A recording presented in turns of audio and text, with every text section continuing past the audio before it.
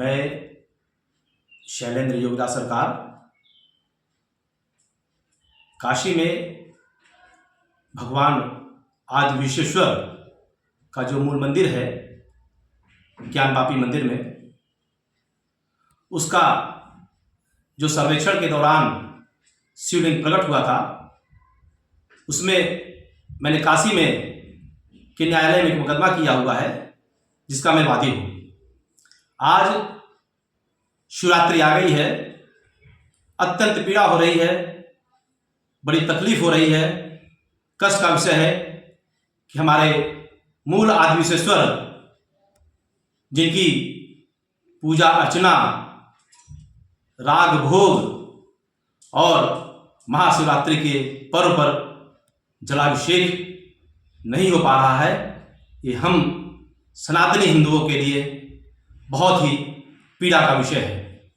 इतना ही नहीं, ज्ञानवापी का मुकदमा तो चल ही रहा था, इसी बीच में सर्वेक्षण के दौरान वजूखाने में शिवलिंग प्रकट हुआ, जिसके राग भोग और पूजा की मांग हमने वाराणसी के न्यायालय में किया।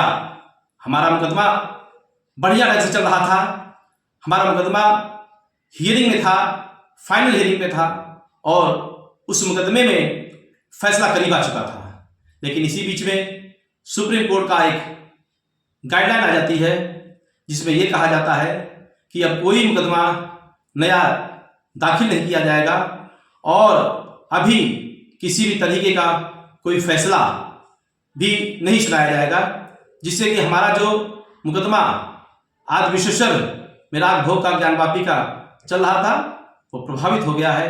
मुझे बड़ी पीड़ा है और अत्यंत ही कष्ट हो रहा है कि हम सनातनी अपने मूल आदि विश्वेश्वर भगवान भोलेनाथ का इस महाशिवरात्रि के पर्व पर रुद्राभिषेक, जलाभिषेक नहीं कर पाए हैं। एक ऑर्डर है जिसमें कहा गया था, हमारे जगत गुरु शंकराचार्य जी भी कि उनके शिष्य लोग भी न्यायालय में गए थे।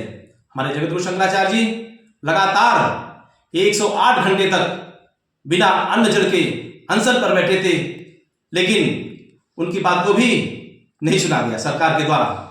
तो एक याचिका दाखिल की गई। इस याचिका में एक आदेश दिया सुप्रीम कोर्ट ने, ड्यूली प्रोटेक्शन